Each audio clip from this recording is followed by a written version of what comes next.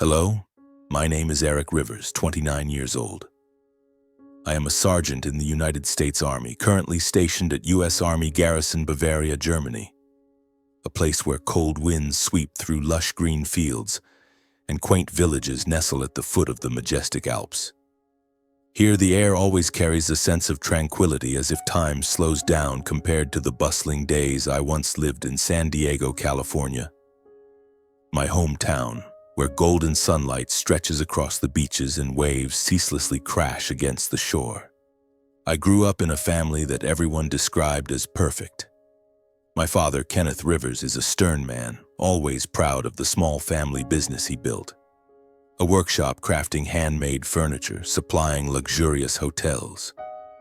My mother, Evelyn, is the kind of woman who is gentle yet sharp, always knowing how to keep the family's fire burning and ensuring everything in the household runs smoothly. Then there's Jordan, my younger brother, 5 years my junior, who is cherished by the family like a precious gem. Jordan is the only hope of the family, as my parents often say, especially after I chose to follow my own path. As a child, I was the center of attention. Being the eldest, my parents expected me to take over the family business, or at the very least, become a doctor or lawyer. Prestigious professions any parent would dream of for their child. I remember evenings at the dinner table, my father talking about the company's big orders, my mother excitedly discussing which college I'd attend and what I'd study. Their eyes sparkled when they looked at me as if I were their entire world. But everything changed the summer I turned 18. When I stood before my parents and told them I wanted to join the military. I still remember that day vividly. I had just graduated high school, sitting in the living room of our San Diego home, sunlight streaming through the large window, illuminating the leather sofa my father particularly loved. I took a deep breath, my heart pounding, and said, "I want to be a soldier. I want to serve in the military." The room fell silent. My father, holding a cup of coffee, slammed it down on the table, coffee splashing onto the glass surface. My mother stared at me, eyes wide, as if she couldn't believe her ears. "Eric, what are you saying?" she asked, her voice trembling. My father didn't say a word, just looked at me with eyes that felt like I had betrayed the entire family. From that day on, everything changed. I was no longer the beloved son. I became the failure in my parents' eyes, the one who rejected the dreams they had mapped out for me. My father called me selfish, saying I had thrown away the chance to bring honor to the family. My mother cried, asking why I chose such a dangerous and meaningless path. I tried to explain, but they wouldn't listen. They didn't want to understand that I wasn't doing this to defy them.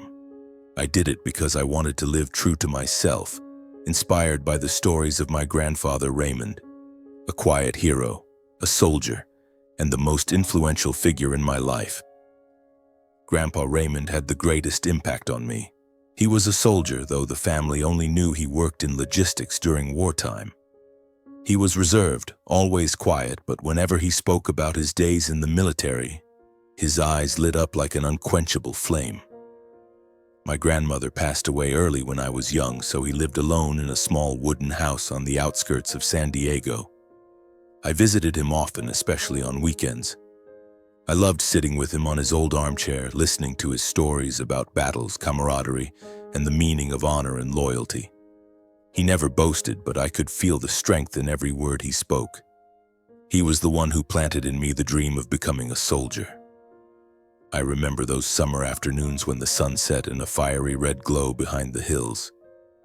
Grandpa and I would sit on the porch eating cookies my mother made and drinking lemonade he prepared himself. He'd point to the sky and say, "Eric, you see, the world is vast. But what matters isn't how far you go, it's how you live." I didn't fully understand his words back then, but they etched themselves into my mind, like a guiding compass. But my parents couldn't see that. After I announced my decision to join the military, they nearly cut off contact with me. I still remember the last time I called home before heading to Germany. My mother answered, her voice cold. "If you've chosen that path, you're on your own." My father didn't even bother to talk. I stood at the airport, phone in hand, feeling like the world was crumbling beneath my feet. I didn't expect their support, but I had hoped they'd at least try to understand. Meanwhile, Jordan became the center of attention. My younger brother was always spoiled growing up. He's smart, lively, and knows how to please everyone. My parents poured all their expectations into Jordan after I didn't meet their hopes. They paid for him to attend a prestigious university, bought him a new car after high school graduation, and constantly praised him as the family's only hope. I don't blame Jordan. He's my brother and I love him. But sometimes seeing how my parents treat him, I can't help but feel like a shadow in my own family. The years in the military haven't been easy, but they've given me purpose. I started as a private, worked hard, learned, and gradually rose to the rank of sergeant. I now lead an infantry squad, and this job makes me feel like I belong somewhere, where I'm respected for what I do, not for what others expect of me. At the Bavaria base, I live in a completely different world, a world of discipline, camaraderie, and grueling challenges. Though I'm thousands of miles from home, I never forget my family. But in return, it seems my family doesn't want to acknowledge my existence. During holidays, I'm not invited home. My parents throw big parties inviting relatives and friends, but I only learn about them through the photos Jordan posts on social media. I stand on the sidelines of my own family's life like a stranger. I often call Grandpa, and he always answers with his warm voice. "How are you, Eric? How's the weather over there? Is training too tough?" he asks, and I know he's the only one who truly cares. In the military, I've learned to suppress my emotions and focus on the mission. But every night, lying on my bed in the small barracks room, I can't help but think about the old days. When my mother still held me close, when my father proudly patted my shoulder. I wonder, will there ever be a day when they look at me the way they used to? Will I ever feel like I belong to that family again? Those questions keep repeating, like the waves on San Diego's beaches crashing relentlessly into my heart. But I don't have time to dwell on them. Life at U.S. Army Garrison Bavaria is harsh and demands absolute focus. The infantry squad I lead, 12 soldiers, each with their own story, relies on me to guide them. I have to be strong, their anchor, even when I feel unsteady myself. In recent years, I've sent most of my salary back to my parents. It's not much, but it's enough to help them through the financial struggles of the family business. My father's furniture workshop isn't as prosperous as it once was. Big hotels have shifted to ordering from mass production corporations, and my father's small workshop struggles to compete. I learned this through rare calls with Grandpa Raymond, who always updates me on the family's situation, though he never directly says my parents need money. I send the money to my mother's bank account without a note, without expecting thanks. I only hope quietly that they'll understand I still care, even though they've pushed me away. Some of that money I know goes toward Jordan's tuition. My brother is in his final year at a prestigious university studying finance, the path my parents always dreamed of. I don't blame Jordan. He's young, still finding his place. But sometimes when I look at my empty bank account after each transfer, I can't help but wonder, does anyone in the family know what I've sacrificed? Do they ever think of me not as a failure, but as a son, a brother trying to do the right thing? I don't ask for repayment. I don't need thank you letters or sweet phone calls. But deep down, I long to be seen. Just once, I want my father to look me in the eyes and say, "Eric, I'm proud of you." I want my mother to hug me like she did when I was a boy, when I fell off my bike and she wiped away my tears. But those moments seem to belong to a distant past, buried under the dust of years apart. Grandpa regularly sends me handwritten letters. Each time I receive one, a warmth creeps into my heart. He writes in his shaky but heartfelt script, telling me about fishing trips at the lake near his house, fixing the wooden fence, or simply the San Diego weather. At the end of every letter, he always writes, "You're my pride, Eric." Never forget that. Those words keep me standing like a lighthouse, guiding me through dark days. Time passes and I've grown accustomed to life away from my family. I've built another family here in the military. Brothers who'd go through hell with me, who never ask about my past but are always ready to have my back. I've started to think maybe this is where I truly belong. Maybe I don't need to keep trying to win back my parents' love. Maybe I'm strong enough to move forward without their validation. Then one day the invitation came. I was in the small office at the barracks reviewing the squad's training schedule when my phone buzzed. A text from my mother, short and cold. "Family reunion this year in Oregon. Do you want to come?" I read and reread those words, my heart pounding. The family reunion. A gathering every 5 years where the entire Rivers clan comes together, eating, laughing, and sharing old stories. The last time I attended, I was 18, just before announcing my decision to join the military. That was the last time I felt truly part of the family. I held the phone, my fingers hovering over the screen, unsure how to respond. The invitation didn't feel like a real one. It felt like a formality, as if my mother sent it out of obligation. "No, how are you? No, I can't wait to see you." Just a dry, emotionless question. But despite that, a part of me sparked with hope. Maybe this was my chance to return, to mend the cracks, to show them I'm still Eric, the son, the brother they once loved. I replied, "I'll be there." Just 3 words, but it took me hours to type them. I didn't know what I expected, a warm response or at least an acknowledgement. But nothing came. The phone screen stayed silent, just like my family had been for years. I requested leave. No easy feat as a sergeant leading a squad. I had to rearrange training schedules, find a replacement, and complete a mountain of paperwork. But I did it all with a determination I didn't fully understand. Maybe I was tired of living like a shadow. Maybe I wanted to believe that my family, no matter how cold, still had a small place for me. The flight from Germany to Oregon took nearly 18 hours with 2 layovers. I sat on the plane, looking out the small window at the white clouds drifting below. I thought about what awaited me.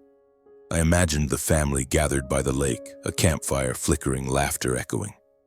I pictured myself walking in, my mother running to hug me, my father patting my shoulder, and Jordan flashing his mischievous grin like old times. But then I reminded myself, don't hope too much. The greater the hope, the deeper the pain. When the plane landed in Portland, a surge of adrenaline coursed through me. I rented a car and drove to the lakeside lodge where my family had reserved a spot for the reunion. The road wound through pine forests, the scent of sap lingering in the air. I rolled down the window, letting the cool breeze in, trying to ease the nervous tightness in my chest. I didn't know what I'd face, but I knew I couldn't turn back. When I arrived, the sun was setting, casting a golden glow over the calm lake. The wooden lodges were scattered among the trees with red roofs and smoke rising from chimneys. I saw familiar cars parked in the lot. My Aunt Susan's, my Uncle Paul's, and the SUV my father bought Jordan after high school graduation. I took a deep breath, turned off the engine, and stepped out. No one came to greet me. No one knew I'd arrived, or perhaps no one cared. I stood there for a moment, gripping the strap of my backpack tightly, trying to steady myself. I had imagined this moment hundreds of times during the long flight from Germany. My mother running to hug me, my father patting my shoulder, or at the very least, a smile from Jordan. But reality was far harsher. I was just a shadow on the sidelines, a stranger in my own family. I walked into the main lodge where the lively chatter and laughter rang out like a symphony I wasn't part of. My mother was standing by a long dining table, arranging colorful dishes of mashed potatoes, roasted chicken, and the cornbread she always took pride in. My father was in the corner holding a glass of wine, animatedly discussing business with Uncle Paul. Jordan, my brother, was across the room, beaming with a girl I'd never seen before. She had glossy blonde hair and wore a pale blue dress. Probably Jordan's girlfriend, I thought, a small pang of jealousy creeping in, though I tried to push it away. I stood at the threshold, hesitating. No one noticed me except for Grandpa Raymond. He sat in the corner holding a glass of lemonade, his eyes thoughtful as if seeing through the crowd. When his gaze met mine, his face lit up, a slow smile spreading like sunlight on a winter day. "Eric," he called, his voice low but warm, cutting through the noise. "You're here." I walked over to him, feeling like I'd found an anchor in a storm. "I'm here, Grandpa," I said, trying to swallow the lump in my throat. He patted the wooden chair beside him, motioning for me to sit. I set my backpack on the floor and sat next to him, and in that moment I felt I wasn't entirely invisible. Grandpa was the only one who truly saw me. "How are you doing?" he asked, his eyes sharp but kind. I nodded, forcing a small smile. "I'm fine, Grandpa. Just a bit tired from the flight." He nodded, saying nothing more, but I knew he understood. He always did, even the things I couldn't put into words. I looked around the room, trying to blend into the atmosphere. But then I realized something heartbreaking. No one had prepared for my arrival. When I asked my mother about sleeping arrangements, she hesitated, then said with an apologetic tone, "Oh, Eric, I didn't think you'd come. All the rooms are taken." I stood frozen, feeling like I'd been slapped. Taken? I had flown 18 hours, crossed half the globe to be here, and they hadn't even saved me a corner of a bed? Grandpa, still sitting beside me, spoke up before I could respond. "Eric will stay in my room," he said firmly. My mother looked at him, then nodded quickly, as if relieved to escape an awkward situation. "All right, Dad," she said, then turned back to her tasks. I looked at Grandpa, wanting to thank him, but he just shook his head slightly, as if to say, "No need." Grandpa's room was at the end of the lodge, small but cozy, with a single bed, an old wooden table, and a window overlooking the lake. I set my backpack down and sat on the bed, feeling like I'd returned to a safe haven. Grandpa sat in the chair across from me, starting to talk about his recent days, about the big fish he caught, how he fixed a leaky porch roof. I listened, letting his voice soothe the wounds in my heart. We talked late into the night, like two old soldiers sharing battlefield stories. He didn't ask about the family or my parents, and I knew he was deliberately avoiding the topic to spare me pain. That night, I lay on the fold-out bed the lodge staff brought in, listening to Grandpa's steady breathing. I thought about the years gone by, about how my family once meant everything to me, and how I'd lost that because of one choice. I wondered if I'd been wrong, if I should have given up the military to please my parents. But then I remembered Grandpa's eyes, his words about honor and loyalty. No, I wasn't wrong. I was just living true to myself. The next morning, the main event of the family reunion began. The lodge was decorated vibrantly with twinkling string lights hung on trees and a large banquet table set up outdoors by the lake. Everyone gathered, eating, laughing, and chatting. I tried to blend in, talking to Aunt Susan and my cousin Mark, but every time I spoke, I sensed their awkwardness. They asked polite questions. "How's life in Germany? Is the military tough?" But quickly moved on to other topics, usually about Jordan. Jordan, as always, was the center of attention. He showed up with the blonde girl, introduced to me as Madeline Bishop, his girlfriend. Madeline had a radiant smile, a gentle voice, and a charm that made everyone adore her. Aunt Susan couldn't stop gushing. "Jordan's so lucky to have such a wonderful girl." Uncle Paul clapped Jordan on the shoulder, saying loudly, "This kid's the pride of the whole clan." Everyone laughed, raised their glasses in a toast, and I sat there, quietly sipping my beer, feeling like I was watching a play I had no part in. My parents barely spoke to me. My mother was busy hosting, and my father only exchanged a few polite words when I initiated conversation. I tried not to care, but each word, each distracted glance from them felt like a knife to the heart. Then came the moment that shattered my world. Near the end of the party, my father stood, lightly tapping his wine glass to get everyone's attention. The room fell silent, all eyes on him. My mother stood beside him, smiling proudly. He cleared his throat, his voice ringing out in the cool evening air. "We're gathered today to celebrate the Rivers family, to reflect on memories and look forward to the future," he began. "And today, Evelyn and I want to announce something special. We've decided to pass down the family home, the place filled with our memories to Jordan as a reward for all his hard work. The room erupted in applause. Jordan stood grinning broadly, hugging my mother, then shaking my father's hand. Madeline sat beside him, her eyes sparkling with pride. Everyone began congratulating him, praising how deserving he was. I sat there, my beer cold in my hand, feeling like my entire body was freezing over. That house, the house in San Diego where I grew up, where I ran around the yard, where I sat for hours watching the rain through the window, now belonged to Jordan. No one mentioned me. No one mentioned the years I sent money to help the family. No one mentioned the sleepless nights in the barracks thinking of them. I was invisible, as if I'd never existed in the Rivers family. I looked at Grandpa, hoping for some comfort, but he just sat there, his eyes calm, his hands tightly gripping his lemonade glass. He said nothing, but I knew he was watching, waiting for something. I wanted to stand up, to shout, to ask my parents why they treated me this way.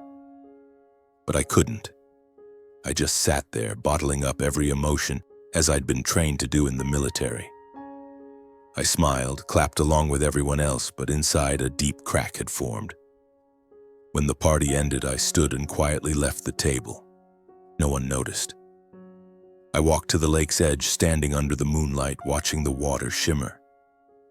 I thought about the years gone by, the sacrifices I'd made, and how my family chose to forget me. I wondered if I should stay, if I should keep trying to win their love. But then a voice in my head whispered, "You don't need to prove anything. Be yourself." I returned to Grandpa's room, my heart heavy. As I stepped inside, I saw he was already there, holding an old book, but his eyes weren't on the pages. He looked at me, his gaze sharp yet gentle, as if trying to read the words I couldn't say. I sat on the bed, my hands clasped tightly, attempting to hide the storm of emotions raging inside me. "You okay, Eric?" he asked, his voice steady and calm, the way it always was when he wanted me to open up. I wanted to say I was fine, that I was used to being invisible to my family. But my throat tightened, and I only managed a nod, forcing a weak smile. He didn't press further, just set the book down and stood. "Get some rest," he said. "Tomorrow's a long day." I lay on the fold-out bed, listening to the wind blowing through the window, carrying the chill from the lake. The next morning I woke early, as is a soldier's habit. Grandpa was up even earlier, sitting on the porch with a cup of coffee, gazing at the lake shimmering under the dawn light. I sat beside him, saying nothing, just quietly savoring the rare moment of peace. "Ever thought about leaving the military?" he asked suddenly. I froze, caught off guard by a question I'd always avoided. I'm not sure, Grandpa," I replied. "The Army's where I feel I belong, but sometimes I wonder if I'm running from something." He nodded, not judging, not advising. "Life's a battle," he said, "but not every battle needs guns and bullets. Some battles you fight within yourself." I didn't fully grasp his meaning, but his words gave me a new sense of strength, as if he was preparing me for something greater. By noon, everyone gathered again in the main lodge to continue the reunion festivities after 5 years apart. I tried to avoid my parents' gazes, the stories about Jordan and Madeline, and the pitying looks from relatives. I just wanted to stay near Grandpa, the only one who made me feel seen. But as the afternoon party began, I realized I couldn't hide forever. My parents stood up again, going on about Jordan's successes, his recent promotion, his and Madeline's future plans. Everyone listened, nodded, and I sat there, silent as a shadow. I decided to leave. I couldn't take it anymore, not out of jealousy, but because of the feeling of being erased from my own family. I stood, quietly packed my things in Grandpa's room. I didn't want to make a scene or draw attention. I just wanted to go, to return to Germany, to the place where I felt valued. I zipped up my backpack, slung it over my shoulder, and walked to the car. It was dark now, the lake reflecting the silvery moonlight. I opened the car door, tossed my backpack into the back seat, and slid into the driver's seat. I gripped the steering wheel, trying to suppress the lump in my throat. "I don't need them," I told myself. "I don't need anyone." But then a soft knock on the window startled me. I turned to see Grandpa standing there, his expression stern yet determined. "Eric," he said, his voice low but resolute, "don't go yet. I have something to say." I hesitated, unsure of what he wanted. But his eyes, the eyes of a soldier who'd faced countless battles, made it impossible to refuse. I stepped out of the car and followed him back to the main lodge. As we entered, the party was still in full swing. Laughter, clinking glasses, and lively chatter filled the air. Grandpa walked straight to the center of the room, picked up a glass and tapped it sharply, the sound cutting through the noise. All eyes turned to him. My parents looked at him in surprise. Jordan stopped mid-sentence, and Madeline tilted her head curiously. I stood behind him, my heart pounding, unsure of what he was about to do. "I've stayed silent too long," Grandpa began, his voice clear and commanding, as if addressing an army rather than a room of relatives. "But today I can't keep watching injustice unfold in our own family." The room fell silent. My father furrowed his brow. My mother looked confused. A jolt ran through me. I had no idea where he was taking this. Grandpa scanned the room, his sharp gaze sweeping over everyone, then settling on my parents. "I've lived long enough to see this family grow, and I thought I'd done my duty as a father and grandfather. But today I realize I was wrong." He paused, taking a deep breath before continuing. "Everyone here knows I was a soldier, but no one knows the truth about what I did." He looked straight at my father, his eyes unwavering. "I wasn't a logistics worker like you all thought. I was special forces serving in a covert U.S. unit. I fought in missions you can't even imagine, and I survived, not because of luck, but because I knew what honor and sacrifice meant." The room seemed to hold its breath. I stared at Grandpa, stunned. Special forces? He'd never mentioned this. In all his stories, he only talked about driving supply trucks through war zones. But now, looking into his eyes, I knew he was telling the truth. And I knew he wasn't done. "In those years," he continued, "I amassed a fortune from bonuses from quiet investments. About $10 million. A murmur rippled through the room. Aunt Susan covered her mouth, Uncle Paul's eyes widened, and Jordan stared at Grandpa as if he'd said something unbelievable. My father stood abruptly, his voice trembling. "Dad, what are you talking about?" Grandpa raised a hand, silencing him. "I had planned to leave that fortune to you, Kenneth," he said, looking directly at my father. "But today I've changed my mind." He turned to me, his gaze softening but still resolute. "I've decided to leave it all to Eric, the only one in this family who understands what honor, sacrifice, and loyalty truly mean." The room fell into a suffocating silence, as if someone had hit pause on the world. All eyes turned to me, but I just stood there, my heart pounding, my mind reeling. $10 million. For me? The number was beyond anything I'd ever imagined, but more than that, Grandpa's words. The recognition he gave me felt like a fire warming my frozen heart after all these years. I wanted to say something, to thank him, to shout that I didn't need the money, only for my family to see me as they once did. But my throat tightened, and I stood frozen like a soldier awaiting orders. Then Uncle Paul's soft chuckle broke the silence. "Raymond, are you drunk?" he said, half joking, half serious, as if trying to lighten the mood. $10 million? For Eric? You're kidding, right? A few other relatives joined in with awkward laughter. Aunt Susan chimed in, her voice feigning cheerfulness. "Raymond, you must have had too much wine." Some people nearby nodded, as if they thought Grandpa was just rambling, an old man trying to stir attention. I looked at Grandpa, worried the mockery would hurt him. But he stood there, steady as a mountain, his sharp gaze sweeping over the room. He said nothing, only calmly pulled a folded piece of paper from his pocket and placed it on the table.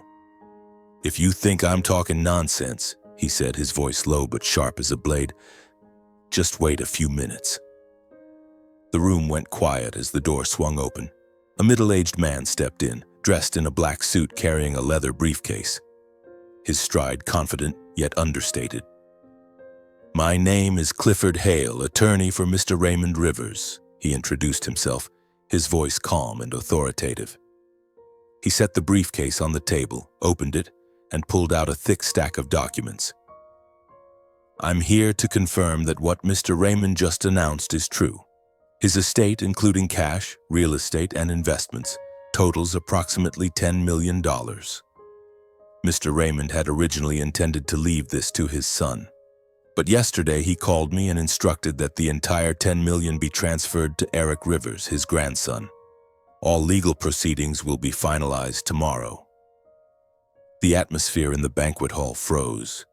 The mocking laughter from moments ago died out, replaced by stunned expressions and gaping mouths. Uncle Paul sank back into his chair, his wine glass trembling in his hand. Aunt Susan covered her mouth, eyes wide, as if she couldn't believe her ears. I looked around, seeing the familiar faces of relatives. Those who had praised Jordan ignored me for years, now lowering their heads as if ashamed of what they'd said earlier. My father was the first to erupt. He shot to his feet, the wooden chair creaking, his face red with fury. "Dad, what are you doing? You can't treat me like this. I'm your son, the one who's held this family together, who's sacrificed my whole life to take care of you. And Eric?" He pointed at me, his eyes burning. "He left, chose that pointless soldier's life, made his mother cry for nights on end. And now you say he's more deserving than me? You're unfair to your own flesh and blood." His words cut into my heart like a knife. Pointless soldier's life? The years I poured sweat, blood, and tears into the military, the nights I stayed awake to keep my squad safe, the times I sent money home to help the family, all pointless in his eyes? I clenched my fists, trying to suppress the anger rising in my chest. I wanted to shout back, to tell him I'd sacrificed more than anyone in this room knew. But I couldn't. I was trained to stay calm, to not let emotions take over. And I knew if I spoke now, things would only get worse. My mother stood, trying to defuse the situation. She stepped toward Grandpa, placing a hand on his shoulder, her voice sweet but trembling.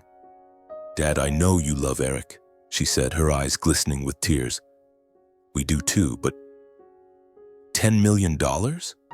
That's the family's legacy. Jordan's about to graduate and start his career. He needs this support to build his future. Eric has his own life in Germany, doesn't he?"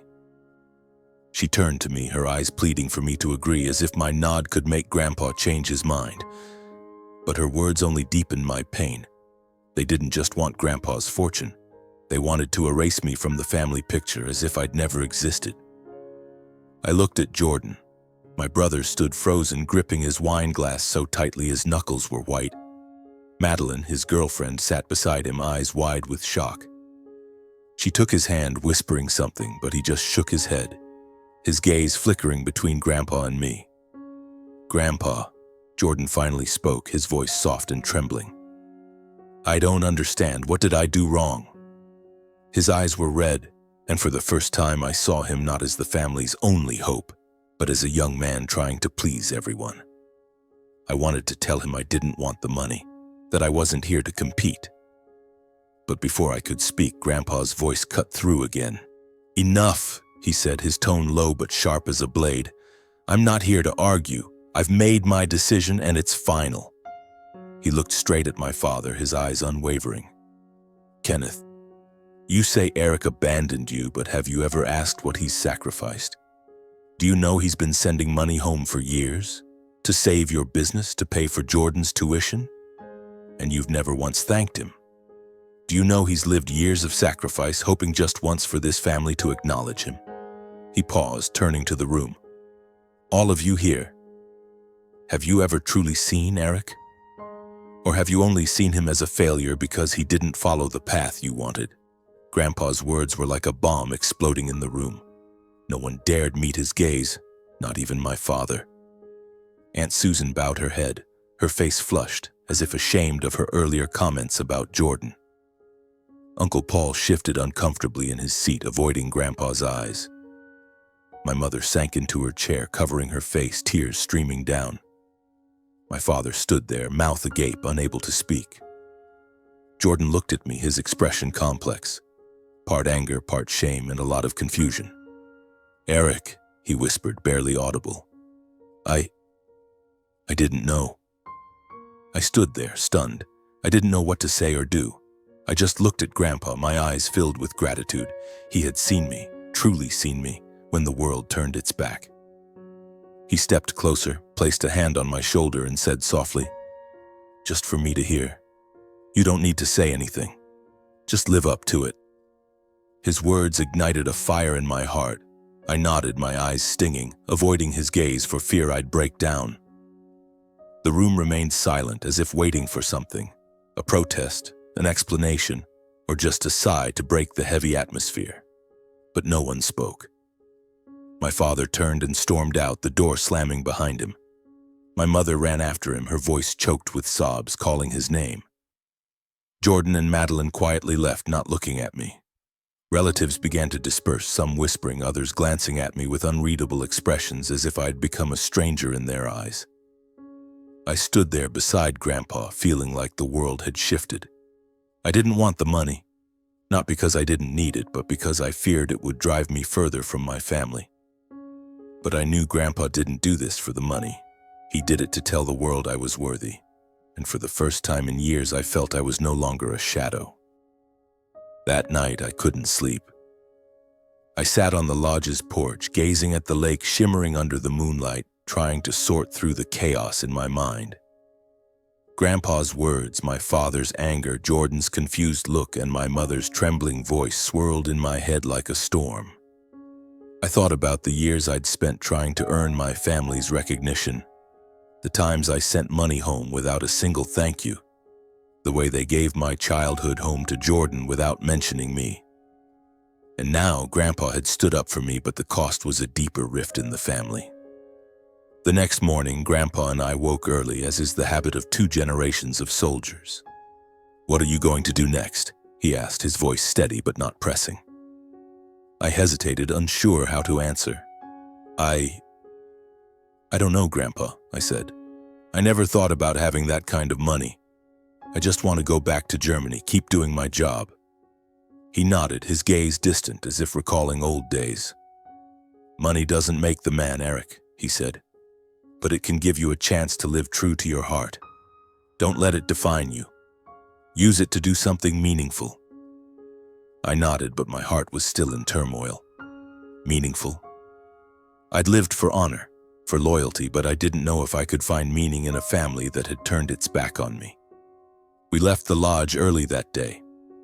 I drove Grandpa back to his small wooden house in San Diego, the long road quiet except for the hum of old country songs on the radio. He didn't say much, but when he spoke, his words carried a weight that made me reflect. "Family isn't always the ones you share blood with," he said as we stopped at a gas station. "Sometimes family is the ones who see you, truly see you." I looked at him, wanting to ask if he regretted confronting my parents and the family, but I didn't dare. I just nodded, feeling like he was giving me a lesson I wasn't yet ready to fully grasp. When we reached his house, I helped him carry his luggage inside. The house was the same as ever, the smell of old wood, the worn armchair, the family photos on the wall, including one of Jordan and me as kids grinning ear to ear beside Grandpa. I stared at the photo, my heart heavy. "Do you think they'll ever forgive me?" I asked, my voice barely above a whisper. Grandpa looked at me, his eyes gentle but firm. "Forgiveness is their business, Eric," he said. "But you don't need their forgiveness to live well. You just need to live true." I nodded, but deep down I knew I still longed for the day my family would see me the way Grandpa did. I stayed in San Diego for one more day before my flight back to Germany. No one from the family called or texted. Right before I left for the airport, Grandpa called, his voice low but vibrant. "Kenneth and Evelyn are pestering me," he said, chuckling softly. "They've been calling all day, trying to change my mind. But I've made my decision, and Clifford's handling the paperwork. You just focus on your work." I smiled, feeling a weight lift from my shoulders. "Thank you, Grandpa," I said, and this time I truly wanted him to hear the gratitude in my voice. The flight back to Germany was long and exhausting. I sat by the window watching clouds drift below and thought about the past. I remembered evenings when my mother held me close, telling fairy tales. I remembered my father patting my shoulder, proudly bragging to neighbors about his big boy. I remembered days when Jordan and I ran around the yard pretending to be superheroes, laughing until our sides hurt. Those memories were beautiful but sharp, like shards of broken glass piercing my heart. When the plane landed in Munich, I felt a familiar surge of adrenaline. I returned to Bavaria base where everything was orderly, where I knew I belonged. I didn't rest or tell my squad about what happened in Oregon. I just quietly resumed my duties, checking training schedules, leading drills, ensuring everything ran smoothly. But inside, I knew I'd changed. Grandpa's words, his recognition, had planted a new seed in me. Not about money, but about who I could be, what I could do. In the weeks that followed, I received a few messages from Grandpa. He told me my parents kept calling, trying to persuade him to change his will. He said they even came to his house with Jordan, but he stood firm. "They don't understand, Eric," he wrote in one message. "But I believe you will. Live up to it. That's all I want." I read and reread that message, feeling like he was right beside me, reminding me of my purpose. I started thinking about the future. I loved the Army, but I knew I couldn't be a soldier forever. The idea of leaving the military, of using Grandpa's money to do something meaningful, began to take root. I wasn't sure what it would be, but I wanted it to be something that would make Grandpa proud, something that proved I was worthy of his faith. Months passed, and I grew accustomed to the idea that my family, except for Grandpa, might never truly accept me. My parents didn't call or text. Jordan sent me a short message. "I'm sorry for being oblivious, for not knowing how much you've sacrificed." I replied, "It's okay, Jordan. I'm fine. Thanks." I started making plans. I contacted Clifford Hale, Grandpa's lawyer, to learn more about the estate. He explained that everything was set to transfer to me upon Grandpa's passing. But he also said Grandpa wanted me to start using part of the money now, to build something of my own. I thought about what Grandpa had said, about living true to my heart. And then, an idea began to form. A survival skills training center for teenagers, especially those who were abandoned or came from troubled families. I wanted those kids to feel that, even if the world turned its back on them, there was always a place where they belonged. 3 years later, I officially left the military after completing my service. It wasn't an easy decision. The Army had been my home, the place where I found myself when my family pushed me to the sidelines. But I knew I couldn't be a soldier forever. It was time to build something lasting, a legacy of my own, not just for me, but for those who needed it most. I returned to San Diego, to Grandpa Raymond's small wooden house where childhood memories remained vivid, like the smell of old wood and the crackle of the fireplace on winter nights. I arrived in San Diego on an autumn day when the sky was a deep blue and the air carried the salty scent of the sea. Grandpa met me at the airport, his smile as warm as California sunshine. "You've gotten thinner," he said, patting my shoulder. "Didn't the Army feed you well?" I laughed, hugging him, feeling the steadfastness of the old soldier.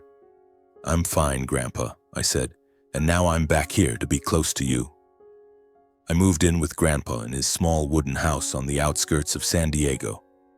The house was unchanged, the smell of old wood, the worn armchair, the family photos on the wall. I slept in my old room, the one that had been my world as a child. Each morning I woke early, made coffee for Grandpa, and we sat on the porch watching the sunrise. He told me about his days in combat, about comrades who didn't make it, and about how he learned that life isn't about what you own but what you leave behind. I listened, soaking in every word as if he were handing me a precious book. With Clifford's help, I began searching for land to build the training center. After a few months, I found a small ranch about an hour's drive from Grandpa's house, nestled among green hills and a small stream. It wasn't large, but it was enough to start. A main wooden house, a few storage sheds, and open land for outdoor training. I used a small portion of Grandpa's fortune to buy the ranch and began renovating it.